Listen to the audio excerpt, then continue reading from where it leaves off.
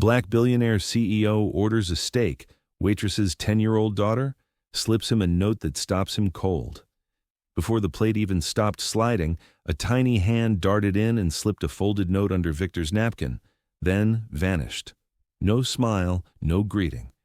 Just a wide-eyed, terrified look from a 10-year-old girl who ran off like someone might punish her for speaking. Victor Hale, billionaire CEO secretly dining in his own restaurant, unfolded the note slowly. And in the next breath, everything he thought he knew about his staff, his systems, and his business collapsed right there at table 17. But let me back up. Because this story doesn't start with a note. It starts with a decision that would expose a truth so ugly, it would reshape everything Victor thought he understood about the empire he'd built. Welcome to Black Courageous Stories, a home for our voices, our strength, and our truth. Tell us where you're watching from, and subscribe if you stand with justice, dignity, and humanity. Only those who support prejudice will not subscribe to this channel. 3 weeks earlier, Victor sat in his corner office on the 42nd floor, staring at a stack of complaints that made his blood run cold. Not because they were numerous. Hell, every business gets complaints. But because of the pattern. Every single complaint came from black customers. Every single one involved unauthorized charges. Every single one was dismissed by management as customer error or system glitches. Victor knew those weren't glitches. He'd built his restaurant empire from nothing, clawing his way up from a childhood where his mother cleaned toilets in the very buildings that now bore his name. He remembered being 8 years old, watching his mother get humiliated at a fancy restaurant downtown, how the waiter spoke to her like she was something stuck to his shoe, how they forgot her order, how they charged her twice and acted like she was lying when she questioned it. That night, 8-year-old Victor promised himself he'd build something different, something where people who looked like his mother would be treated with dignity. 25 years later, staring at these complaints, he wondered if he'd failed her memory completely. So Victor made a decision that would terrify his board of directors if they knew. He was going undercover in his own restaurant. Not the flagship location downtown where executives and celebrities dined. No, he was heading to the Riverside location, the one in the neighborhood where complaints seemed to multiply like weeds. The night he walked through those doors, Victor looked like any other man. Jeans instead of his usual $1,000 suits, a simple black jacket instead of Italian leather. No entourage, no reservation under his real name. Just Mr. Williams, his mother's maiden name, requesting a table for one. The hostess barely looked up from her phone. "Kitchen closes in 2 hours," she said, not making eye contact. That cold politeness that wasn't quite rude enough to complain about, but felt like a wall made of ice. She led him to table 17, tucked in the corner, next to the kitchen doors where the noise would make conversation impossible, and the lighting was just dim enough to make you feel forgotten. Victor sat down and watched, really watched, because when you're used to people jumping to attention the moment you enter a room, you start to notice what happens when they don't know who you are. He watched how the staff moved differently around different tables, how black families waited longer for their orders, how their requests for extra napkins or sauce refills got forgotten until they asked 3 times, how the manager, a thin white man with nervous energy and cold eyes, would appear at certain tables with apologies that sounded rehearsed, but never quite addressed what was actually wrong. But more than anything, Victor watched the little girl. She couldn't have been older than 10, sitting beside the supply closet with homework spread across a plastic crate. Dark braids pulled back with a rubber band, school uniform wrinkled from a long day. She wasn't supposed to be there. That much was obvious from how the staff walked around her like she was invisible. But she'd found a corner where she could do her math problems while staying close to her mother. Her mother, a black woman with tired eyes and careful movements, carried plates like each one was made of glass. Not because she was clumsy, but because she moved like someone who knew a single mistake could cost her everything. Victor recognized that walk. His mother had walked the same way. The little girl noticed things adults missed. When customers raised their voices at the bar, she looked up from her homework. When the manager disappeared into the back office with certain servers, she tracked the time. When black customers left looking frustrated or confused, she watched them go with an expression far too knowing for someone her age. Victor ordered a steak, medium rare, and watched the carefully choreographed dance of service unfold around him. His water glass stayed empty longer than it should have. His bread basket never appeared. Small things, subtle things. The kind of treatment that would make you question if you were being too sensitive, even as it slowly drove you toward the door. But Victor wasn't leaving. He was learning. And what he was learning made his chest tight with a rage he hadn't felt since he was 8 years old, watching his mother count her tips twice because she couldn't believe how little they'd left her. 20 minutes into his meal, a black man in his 50s walked through the front door, well-dressed, patient, polite. He approached the hostess with a bank statement in his hand, and Victor could hear fragments of his conversation from across the room. "There's a charge here I don't understand. Came here last Tuesday. My card was charged twice." The manager appeared like smoke, all sympathetic smiles and concerned nods. "Sir, I'm so sorry you're having this confusion. Sometimes customers don't realize they've been charged for additional items they ordered. I ordered a burger and a Coke. This says I paid for a 3-course meal and wine." "Well, sir, our systems are very accurate, but let me see what I can do." Victor watched the man's shoulders sag as the conversation continued, watched him get talked in circles, made to feel stupid, quietly humiliated until he left, with the same defeated expression Victor's mother used to wear. The manager returned to his station looking satisfied, like he'd just solved a problem instead of creating one. But the little girl had watched the entire exchange, and when she looked back down at her homework, her hands were shaking. Victor's steak arrived, overcooked and cold, but he barely noticed, because he was starting to understand something that made his blood run ice cold. This wasn't random. This wasn't coincidence. This was a system, a careful, calculated system designed to target people who looked like him, like his mother, like that man who just walked out with his dignity stripped away. And tomorrow night, Victor realized with growing horror, he might be sitting at the same table where it happened to him. If you're enjoying this story of hidden truth and childhood courage, hit that subscribe button, because what happens next will show you why sometimes the smallest voices reveal the biggest secrets. And here's my question for you. Have you ever witnessed something wrong but felt too powerless to speak up? Let me know in the comments below. The next evening, Victor returned to table 17. Same clothes, same quiet demeanor, same careful observation. But tonight, the little girl was watching him too. Her name was Aaliyah. He'd overheard her mother call her that when she'd brought her a juice box and whispered for her to finish her homework quickly. Aaliyah had the kind of eyes that belonged on someone much older. Eyes that had seen too much and understood more than any 10-year-old should have to. She'd positioned herself beside the supply closet again, but tonight Victor noticed she kept glancing up from her math problems, not at the other customers, not at her mother rushing between tables, at him. Victor ordered the salmon this time, watching the same subtle dance of dismissive service begin again. But something was different tonight.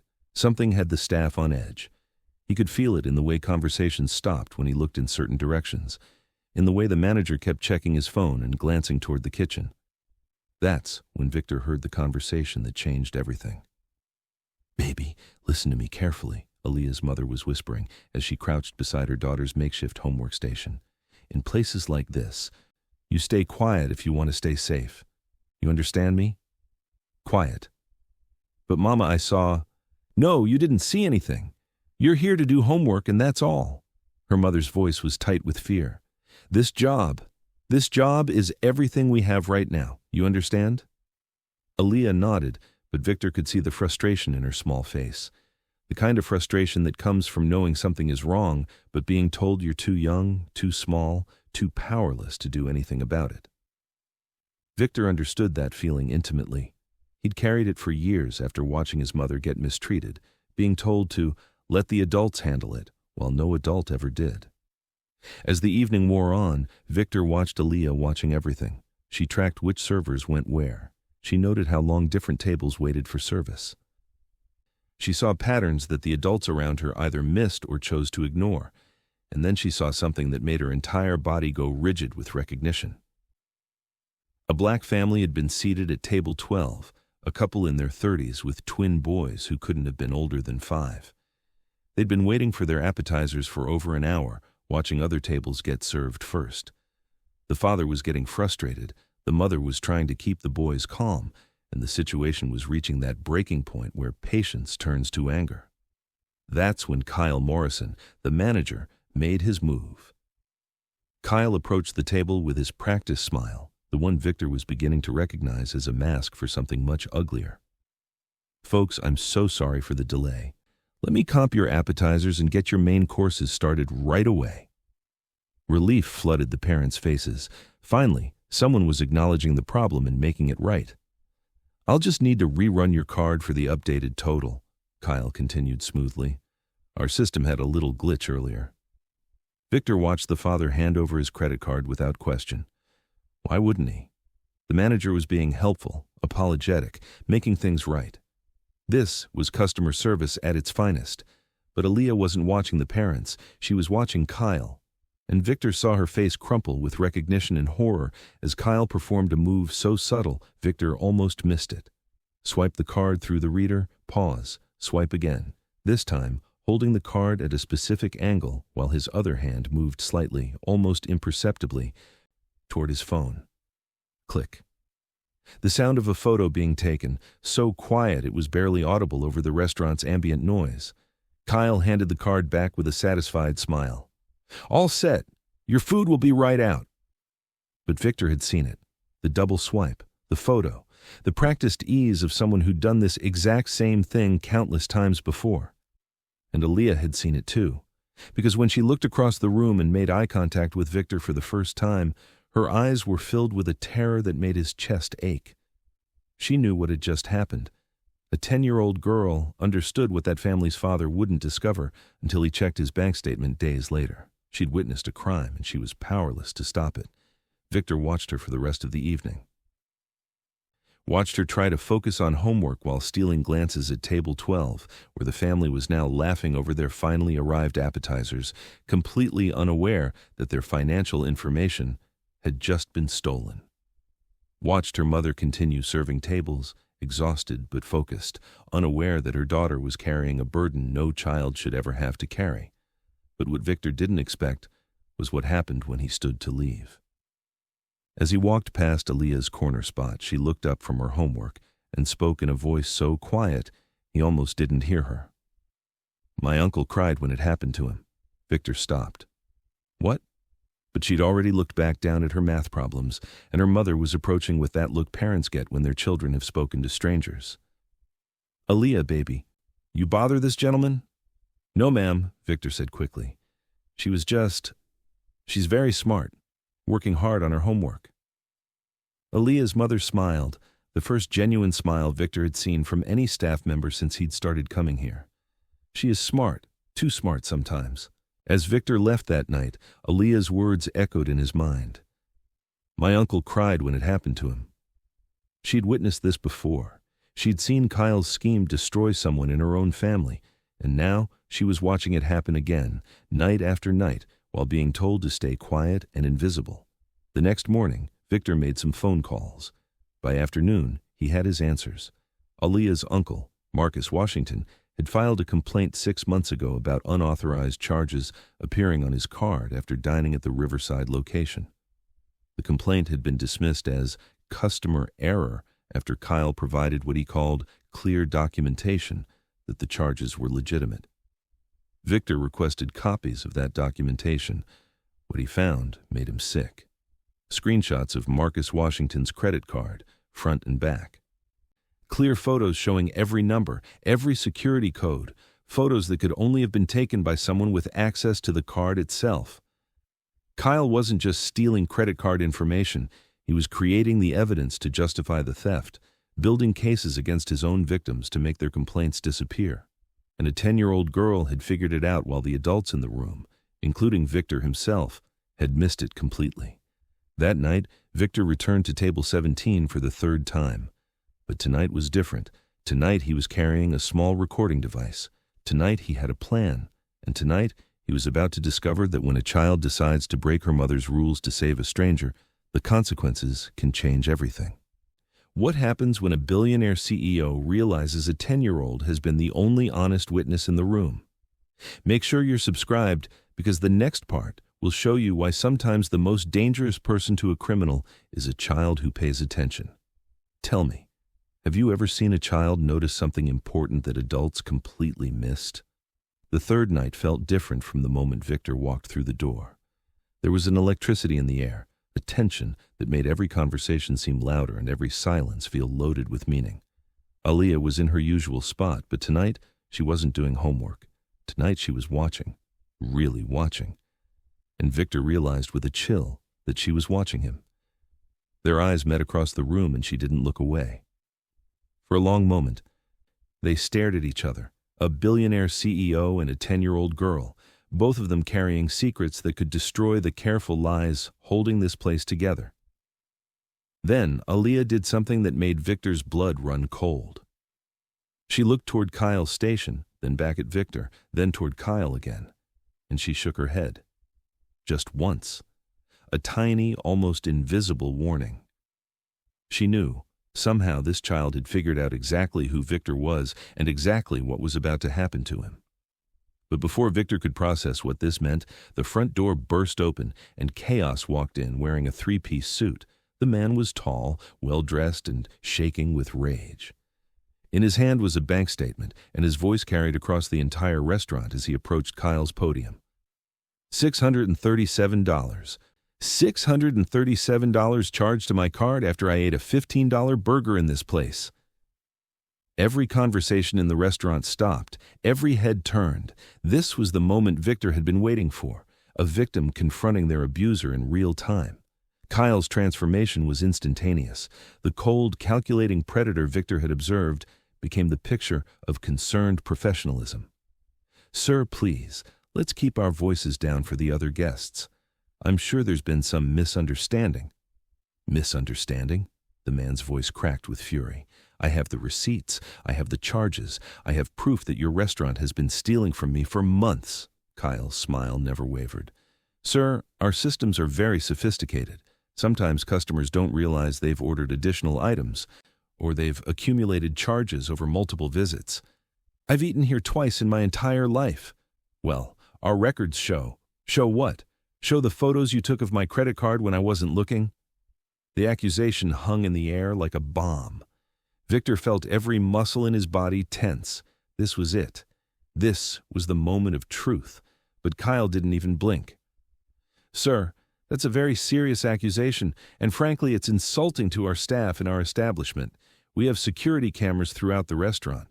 If you'd like to file a formal complaint, you're welcome to contact corporate, but I won't have you disrupting our other guests with conspiracy theories.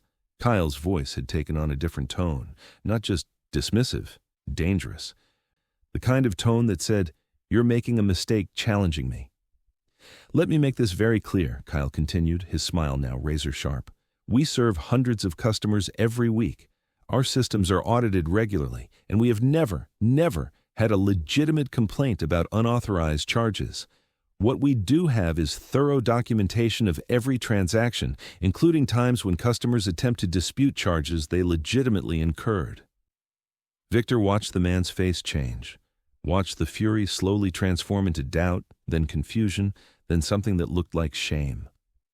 Now, Kyle said, pulling out a tablet, let me show you exactly what you ordered on each visit. Kyle's fingers danced across the screen with practiced efficiency. Screenshots appeared, receipts materialized. A digital paper trail that painted the customer not as a victim of theft, but as someone trying to scam the restaurant. Here we have your first visit. Burger, fries, 2 drinks, dessert, coffee. You were here for 2.5 hours. I wasn't here for 2.5 hours. I ate a burger and left. Sir, our timestamp shows otherwise. And here's your second visit. 3-course meal, wine, additional appetizers you ordered for the table next to you. You were quite generous that evening. The man stared at the screen, his certainty crumbling. I don't remember. It's understandable.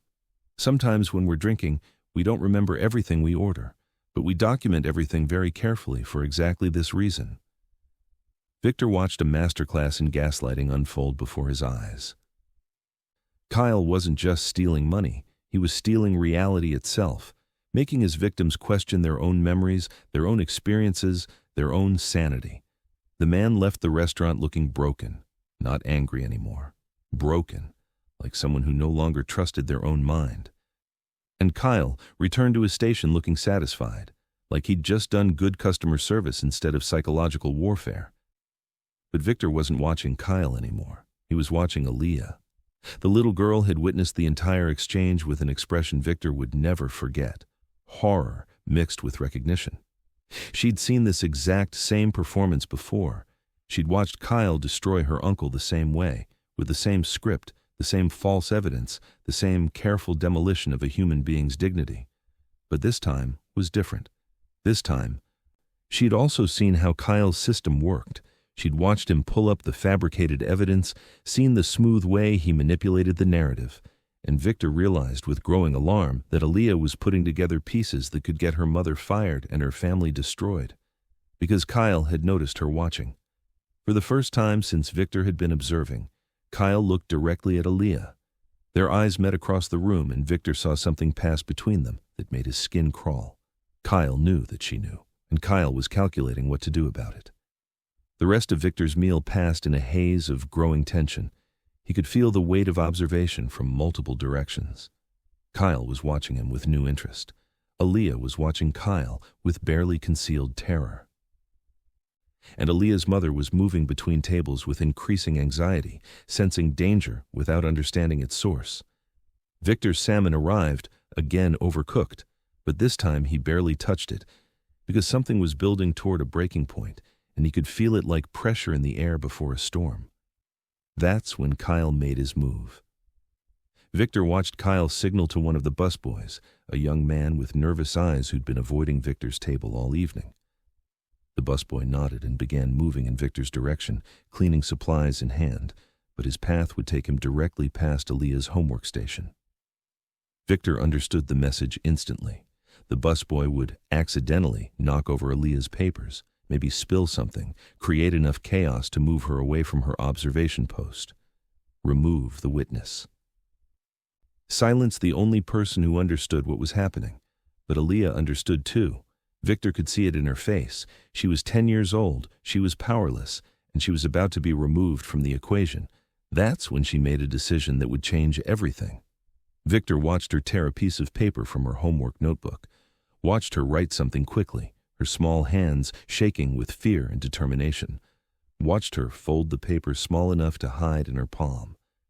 And then she stood up. A 10-year-old girl standing up to save a stranger while risking everything her family had. The busboy was 3 steps away when Aaliyah moved. The moment that changes everything is coming next, when a child's courage meets a billionaire's power. Hit subscribe, because what Aaliyah does next will show you why sometimes the most dangerous thing to a corrupt system is one person willing to tell the truth. Here's what I want to know. When you were a child, did you ever see something wrong that adults refused to acknowledge? Aaliyah moved like her life depended on it, because in many ways, it did. Victor watched her slip between tables with the practiced invisibility of a child who'd learned to navigate adult spaces without being noticed. The busboy was closing in, cleaning supplies clutched like weapons, his nervous eyes fixed on the corner where she'd been sitting. But Aaliyah was no longer in that corner. She appeared at Victor's table like smoke, her small hand trembling as she reached for his napkin. Their eyes met for just a moment, hers wide with terror and determination, his with growing understanding of what she was about to risk. The folded paper slipped under his napkin so quickly that anyone watching would have missed it. Then she was gone, vanishing back toward the supply closet before the busboy even realized his target had moved. Victor's hands shook as he unfolded the note under the table, keeping his expression neutral even as his heart pounded. The handwriting was careful, deliberate, the kind of penmanship teachers work hard to instill in 4th graders. "Sir, don't use your card, PLs. They take pictures. They did it to my uncle. Don't tell nobody I told you, PLs." Victor read it twice, then a 3rd time, each word hitting him like a physical blow. This child, this 10-year-old girl, had just risked her mother's job, her family's security, everything they had, to warn a stranger. He looked across the room and found her watching him with barely concealed panic. She was terrified of what she'd done, but she'd done it anyway. Because she'd seen Kyle destroy her uncle. Because she'd watched that man leave broken and confused 20 minutes ago. Because she couldn't stay quiet while it happened again.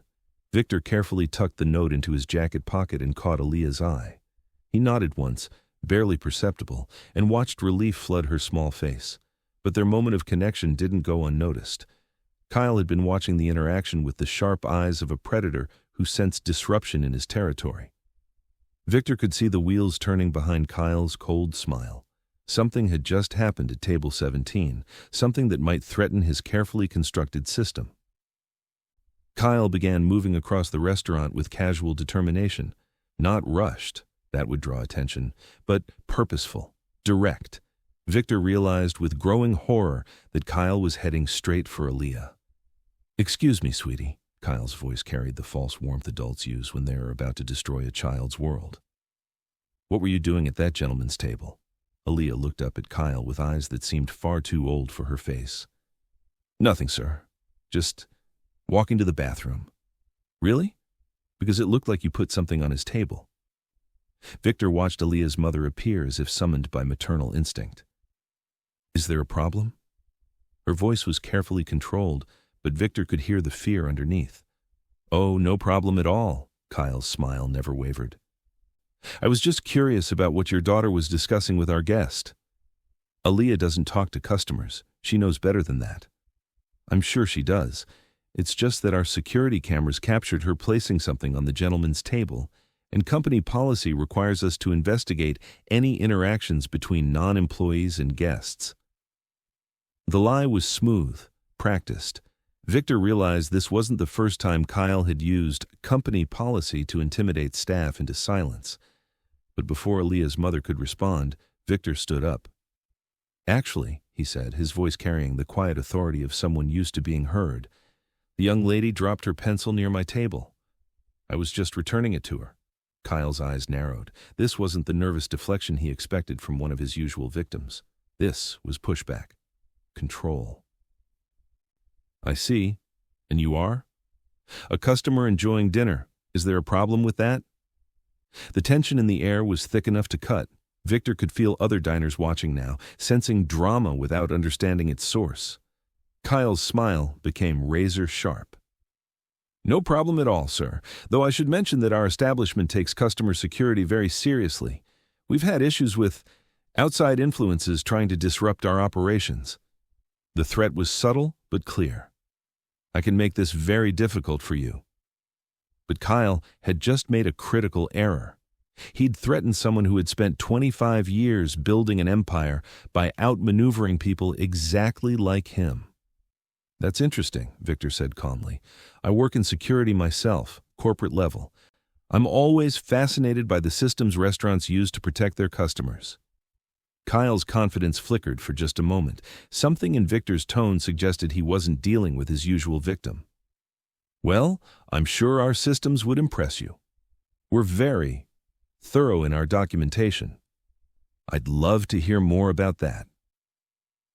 The invitation hung between them like a challenge. Kyle could walk away and leave Victor alone, which would mean abandoning his system for the night. Or he could proceed with his usual routine, which would mean trying to steal from someone who was clearly not going to be an easy target. Victor could see Kyle calculating, weighing risk versus reward, pride versus caution. Pride won.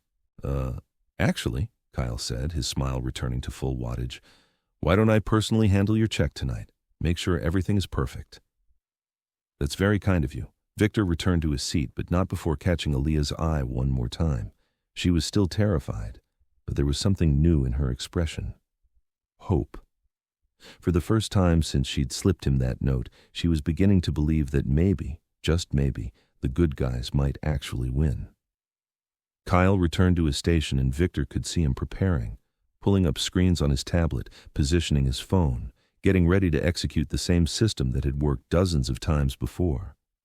But Kyle didn't know he was about to try to steal from a man who owned the very ground he stood on. A man who had spent 3 days documenting every detail of Kyle's operation. A man who had come here specifically to catch him in the act. a man who was carrying a recording device that had captured every word of the conversation they'd just had. Victor pulled out his phone and sent a single text message. Now. Across the city, Victor's head of security received the message and activated a plan that had been 3 days in the making. When Kyle returned to table 17 with Victor's check, he had no idea that his world was about to end. He had no idea that 5 undercover security specialists were already positioned throughout the restaurant. He had no idea that every move he made was being recorded from multiple angles. All he knew was that he had another victim in front of him, and his system had never failed before. Kyle placed the check on the table with practiced efficiency. "Just $42 for the salmon and sides, sir. Will you be paying by card tonight?" "Absolutely," Victor said, pulling out his credit card with a smile. "I always pay by card. It's so much more secure." Kyle's eyes gleamed. "I couldn't agree more." And with that, Kyle Morrison made the last mistake of his criminal career. Everything is about to explode at table 17. Make sure you're subscribed, because what happens when Kyle tries to steal from a billionaire CEO will restore your faith in justice. But here's what I want to know. Have you ever watched someone get exactly the comeuppance they deserved? Tell me about it in the comments. Kyle took Victor's credit card with the confidence of a man who had perfected his art. Every movement was smooth, practiced, efficient. The swipe through the reader, the pause, the second swipe while his phone moved into position. But this time, Kyle wasn't stealing from a confused customer who would discover the theft days later. He was stealing from the man who owned every tile beneath his feet, every plate he'd ever served, every dollar that had ever passed through his register. Victor watched Kyle's phone camera focus on his credit card with crystalline clarity. Watched Kyle capture every number, every security code, every piece of information needed to drain Victor's accounts dry. Except Victor's accounts weren't going to be drained, because the card Kyle was photographing was a decoy, a specially prepared card linked to a monitored account designed specifically to catch financial predators. And Kyle had just taken the bait with every camera in the restaurant recording his every move. Kyle handed the card back with his signature smile. "I'm all set, Mr. Williams. Thank you for dining with us tonight." "Thank you," Victor said calmly. "This has been educational." Kyle returned to his station, unaware that he had just documented his own criminal activity in ultra-high definition, unaware that the customers at tables 4, 9, and 15 were actually Victor's security team, unaware that the new busboy who had started work 3 days ago was wearing a wire that had captured every detail of Kyle's operation. Victor stood to leave, but not before one final glance toward Aaliyah's corner. She was watching him with barely contained anxiety, her small hands clutched together in her lap. Her mother was clearing nearby tables, still unaware of the drama that had just unfolded. But Kyle wasn't done, because Kyle had noticed that final glance, and Kyle's paranoia was beginning to override his satisfaction. As Victor reached the front door, Kyle's voice cut across the restaurant. "Mr. Williams, could I speak with you for just one moment?" Every person in the restaurant turned to look. This was not normal. Managers didn't chase customers to the door for casual conversations. Victor turned back with polite curiosity. "Of course." Kyle approached with his tablet in hand, his smile just a little too wide. "I was just reviewing your transaction, and I noticed something odd. It looks like our system may have charged you for some additional items you didn't receive." Victor felt his blood turn to ice. Kyle was trying to run his reverse scam, the one where he discovered phantom charges and offered to fix them by getting access to even more financial information. "Really?" Victor kept his voice neutral. "What kind of additional items?" "Well, it shows here that you were charged for wine, appetizers, dessert, quite a bit more than the salmon you ordered. I'm so sorry about this error." Kyle turned the tablet screen toward Victor, and what Victor saw made his chest tighten with rage. The screen showed a completely fabricated receipt, items Victor had never ordered, times that didn't match his actual visit, a bill that was nearly 3 times what he'd actually paid. But Kyle wasn't finished with his performance. "Now, I can fix this for you right now if you'd like. I'll just need to reprocess your card to remove these incorrect charges." It was brilliant in its simplicity. Kyle would fix the phantom charges while actually adding real ones. The victim would leave thinking they had received excellent customer service while Kyle drained their account. But Victor wasn't leaving, because Victor had just watched Kyle create fraudulent documentation in real time, and he was done playing games. "That's very kind of you," Victor said quietly, "but I think there might be a better solution." Victor pulled out his phone and dialed a number. "You can come in now." Kyle's face went white. "Come in? Who?" The front door opened and 5 people entered the restaurant. They didn't look like customers. They moved with the precision of law enforcement and the authority of people who were used to taking control of situations. "Kyle Morrison?" The lead agent approached with badges visible. "FBI Financial Crimes Unit, we need to speak with you." The restaurant erupted in confused murmurs. Diners pulled out their phones, staff members froze mid-motion, and Kyle looked like a man watching his entire world collapse in real time. But Victor wasn't watching Kyle anymore. He was watching Aaliyah. The little girl had gone completely still, her eyes wide with shock and something that looked like vindication. For months she'd known something was wrong. She'd seen her uncle destroyed by this system. She'd watched other customers leave humiliated and confused. And now, finally, someone was listening. "Sir," Kyle's voice was shaking now, all pretense of confidence gone. "I don't understand what's happening here." "You don't?" Victor's voice carried across the restaurant with perfect clarity. "Let me help you understand." Victor walked to the center of the dining room, and when he spoke, every person present heard every word. "Ladies and gentlemen, my name is Victor Hale. I own this restaurant." The silence that followed was deafening. Staff members looked at each other in growing horror. Customers stared in fascination. Kyle looked like he was about to pass out.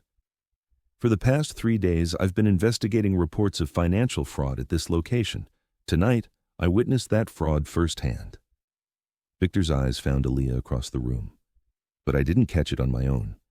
I was warned by someone with more courage and integrity than any adult in this building."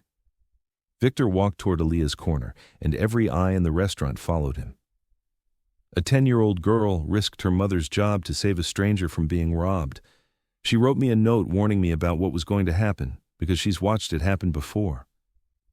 Aaliyah shrank back as Victor approached, but he stopped at a respectful distance. "What's your name, sweetheart?" "Aaliyah," she whispered. "Aaliyah," Victor repeated, his voice gentle. "You did something incredibly brave tonight. You saved me from being robbed, but more than that, you've saved countless other people from being victimized in the future." Victor turned to address the room again. "Kyle Morrison has been stealing credit card information from customers and creating false documentation to cover his tracks. He specifically targeted African American customers because he believed they would be less likely to pursue complaints effectively." The words hung in the air like a confession. Kyle's face had gone from white to gray to green. "But he made one critical error," Victor continued. "He underestimated the moral courage of a child." Victor pulled out Aaliyah's note and held it up for everyone to see. "This note will be entered as evidence in the federal case against Mr. Morrison, but I'm keeping a copy of it in my office, because sometimes the smallest voices carry the most important truths." Kyle made one last desperate attempt to salvage his situation. "This is ridiculous. You can't believe a child over documented evidence." "What evidence?" One of the FBI agents stepped forward with Kyle's tablet. "You mean this tablet with fabricated receipts? Or your phone with stolen credit card photos? Because we have warrants for both." Kyle's surrender was complete.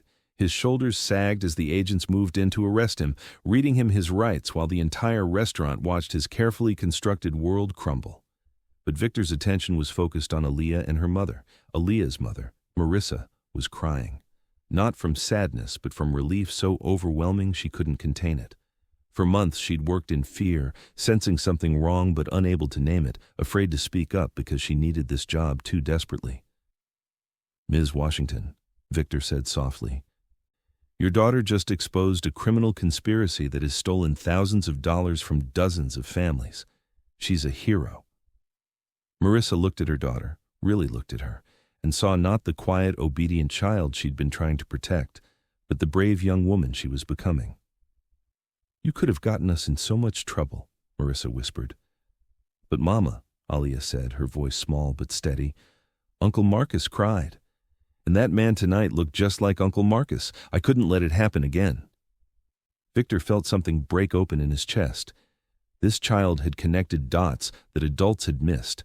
She'd remembered her uncle's pain and refused to let it be repeated. She'd chosen truth over safety, courage over compliance. Aaliyah, Victor said, if you were older, we'd call you a whistleblower, but you're just brave. And that's more important. As Kyle was led away in handcuffs, as the FBI began collecting evidence, as the restaurant slowly returned to some semblance of normal operation, Victor made two more decisions that would change everything. First, he fired every manager who had been complicit in Kyle's system, which turned out to be 3 additional people who had been taking cuts of the stolen money. Second, he promoted Marissa Washington to restaurant manager, with a salary that would ensure Aaliyah never had to worry about her mother's job security again. But the most important change wasn't administrative. It was the conversation Victor had with Aaliyah as the evening wound down. Your uncle's complaint from 6 months ago, Victor said. It was dismissed because Kyle provided fake evidence, but now we know it was fake. Which means your uncle is getting his money back, all of it, with interest. Aaliyah's eyes went wide. Really? Really? And Aaliyah? I'm starting a scholarship program for kids who show moral courage even when it's dangerous, even when adults tell them to stay quiet. The first recipient is going to be a 10-year-old girl who saved a stranger because it was the right thing to do. Aaliyah looked up at Victor with an expression that would stay with him for the rest of his life. Wonder mixed with understanding. The look of a child who had just learned that sometimes, just sometimes, the good guys really do win. The most shocking part is still coming, what Victor discovers when he digs deeper into Kyle's operation. Hit that subscribe button because you won't believe how far this conspiracy actually went. And tell me, do you think Aaliyah deserves that scholarship? Let me know what you think in the comments below. 3 weeks later, Victor sat in his corner office on the 42nd floor, staring at a different stack of papers. Not complaints this time. Reports. The investigation into Kyle Morrison's operation had uncovered something far worse than Victor had imagined. Kyle wasn't working alone. He wasn't even working for himself. The stolen credit card information had been funneled through a network that spanned 17 restaurants across 4 states. The operation had generated over $2 million in stolen funds over the past 18 months. And the targeting wasn't random. It was systematic, deliberate, and designed to prey specifically on customers who were statistically less likely to have their complaints taken seriously. African American customers, elderly customers, recent immigrants, people who had learned not to push too hard when institutions told them they were wrong. But Kyle's network had made one critical error. They had underestimated the power of a 10-year-old girl with a conscience and a billionaire with the resources to listen to her. Victor's phone rang, his head of security. We've got the final count, the voice said. 137 victims identified, total stolen, $2.3 million. And boss, every single victim is getting full restitution plus punitive damages. Victor smiled. It was the first genuine smile he'd managed since this whole nightmare began. What about the criminal cases? Federal prosecutor says it's the most well-documented financial fraud case they've ever seen. Thanks to your recordings and that little girl's testimony, Kyle's looking at 15 to 20 years. His network is completely dismantled. Victor hung up and walked to his window, looking out at the city he'd built his empire in. Somewhere out there, Aaliyah Washington was sitting in a classroom, probably working on math problems just like she'd been doing that night in the restaurant. Except now, she was working on them at one of the best private schools in the city with a full scholarship that would carry her through college and graduate school if she wanted it. Her mother, Marissa, was running the Riverside location with an efficiency and compassion that had already transformed the entire staff culture. Customer complaints were down to 0, employee satisfaction was at an all-time high. And the restaurant's reputation had transformed from a place people endured to a place they actively recommended. But the most important change wasn't measurable in statistics. Victor's desk phone rang. Sir, there's someone here to see you. I'm not taking unscheduled meetings today. Sir, it's Aaliyah Washington. She says she has something for you. Victor's heart jumped. Send her up immediately. 5 minutes later, Aaliyah walked into his office with her mother beside her. But this wasn't the frightened, small girl from the restaurant. This was someone who had learned that her voice mattered, that her observations had value, that courage could change the world. She was carrying a manila folder. "Hi, Mr. Hale," Aaliyah said, her voice clear and confident. "I brought you something." She opened the folder and pulled out a drawing. It was clearly the work of a 10-year-old, crayon and colored pencil on construction paper, but the image made Victor's throat tight. It showed a restaurant scene, a little girl at a table writing on a piece of paper, a man in a suit looking surprised, and in big, careful letters across the top, "Thank you for listening. It's for your office," Aaliyah said, "so you remember that sometimes kids see things that grown-ups miss." Victor accepted the drawing with hands that trembled slightly. "Aaliyah, this is perfect. It's going right here, next to my desk." But Aaliyah wasn't finished. She pulled out a second piece of paper. This one was typed, clearly with her mother's help, but the words were unmistakably hers. "I also wrote you a letter," she said. Victor read it aloud. "Dear Mr. Hale, thank you for believing me when I told you about the bad man taking pictures of credit cards. My mom says you could have ignored me because I'm just a kid, but you didn't. I learned something important. When you see something wrong, you have to tell someone, even if you're scared, even if other people say to stay quiet. Because staying quiet doesn't protect people. It just lets bad things keep happening. My uncle got his money back and he doesn't cry anymore when he talks about what happened. That makes me feel proud. I want to keep helping people when I grow up.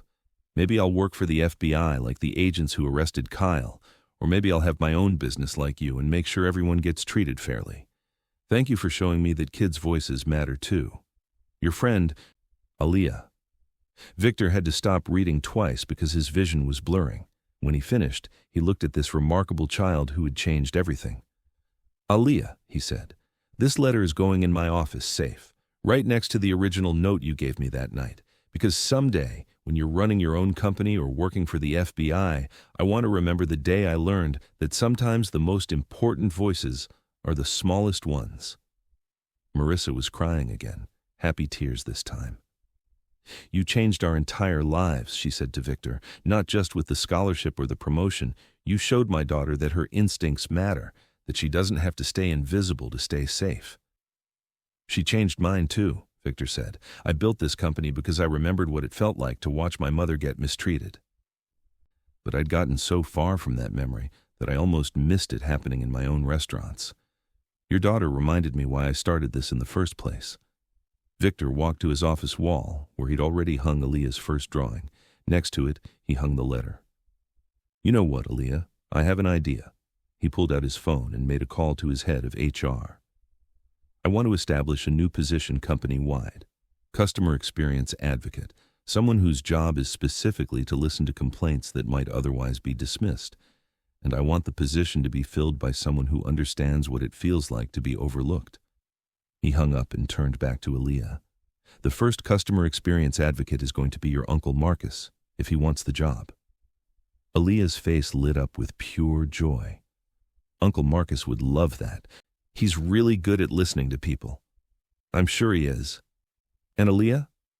When you graduate college, if you want to work for this company, you've already got a job waiting. Because I need people who notice what others miss, people who have the courage to speak up when things are wrong." "Even if I want to work for the FBI instead?" Victor laughed, the first time he'd truly laughed in months. "Even if you want to work for the FBI, though I hope you'll consider consulting for us on the side." As Aaliyah and her mother prepared to leave, Victor had one more surprise. "Aaliyah, you know that note you wrote me? The one that started all of this?" She nodded. "I had it framed, and it's hanging in the lobby of every single one of my restaurants, with a plaque that says, 'Sometimes the most important truths come from the smallest voices.' Management." Aaliyah stared at him in wonder. "Really?" "Really. Because I want every employee in every restaurant to remember that if a customer seems scared or confused or upset, maybe it's not because they're wrong. Maybe it's because someone isn't listening hard enough." After they left, Victor sat alone in his office looking at Aaliyah's drawing. A 10-year-old girl had exposed a criminal conspiracy that had stolen millions of dollars from vulnerable people. But more than that, she had reminded him of something he had almost forgotten in his climb to success. The people who need protection most are often the ones with the least power to demand it. And sometimes, the only thing standing between injustice and justice is one person willing to speak up, regardless of the consequences. Victor's mother would have been proud. The next morning, Victor received a call from the FBI. Kyle Morrison had agreed to cooperate fully in exchange for a reduced sentence. His testimony was leading to arrests across 4 states. The entire network was being dismantled, victim by victim, dollar by dollar. But the call Victor treasured most came from Marcus Washington. "Mr. Hale," the voice was thick with emotion, "I don't know how to thank you. The money, the job offer, but most of all, believing my niece when she said something was wrong. I'd given up. I thought I was crazy. But that little girl never stopped believing the truth mattered." "The truth does matter," Victor said, "and your niece proved that courage isn't about being big enough or old enough or powerful enough to fight injustice. It's about being brave enough to speak up when you see it." 6 months later, Victor stood in the ballroom of the city's most prestigious hotel, watching Aaliyah Washington accept an award from the National Association of Consumer Advocates. The award was for courage in exposing financial fraud that had victimized hundreds of families. She wore a blue dress her mother had bought special for the occasion. Her hair was styled in neat braids with ribbons that matched her dress. And when she stepped up to the microphone, standing on a box so she could reach it, her voice carried clearly across the room. "When I wrote that note to Mr. Hale," she said, "I was really scared. I thought my mom might lose her job. I thought we might get in trouble. But my uncle taught me something important. Sometimes being scared means you're doing something that really matters."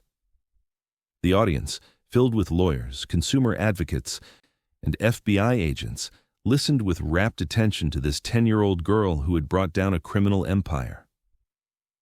"I learned that kids see things sometimes that grown-ups don't notice, not because grown-ups aren't smart, but because sometimes when you're little, people don't think you're watching. So you see more." Aaliyah paused, looking directly at Victor in the audience. "And I learned that when someone listens to you, really listens, it can change everything. Not just for you, but for lots of people you'll never meet." She held up her award, a crystal sculpture engraved with her name and the words, "Moral Courage in Action." "This award isn't just mine. It belongs to everyone who saw something wrong and decided to speak up, even when they were scared, even when people told them to stay quiet, even when they were just kids." The standing ovation lasted for 3 full minutes. But Victor wasn't just clapping for Aaliyah's speech. He was clapping for the reminder that justice doesn't require perfect systems or powerful advocates. Sometimes it just requires one person willing to write a note that says, "Something's wrong here, and somebody needs to know." And sometimes, if you're very lucky, somebody powerful enough to fix it is listening. Thank you for watching this story of courage, truth, and the power of listening to voices that others dismiss. If Aaliyah's bravery inspired you, please subscribe for more stories about ordinary people doing extraordinary things. And remember, you don't have to be powerful to make a difference. You just have to be willing to speak up when you see something wrong. What's a time when you spoke up about something, even when it was scary? Share your story in the comments below. Your courage might inspire someone else to find their voice.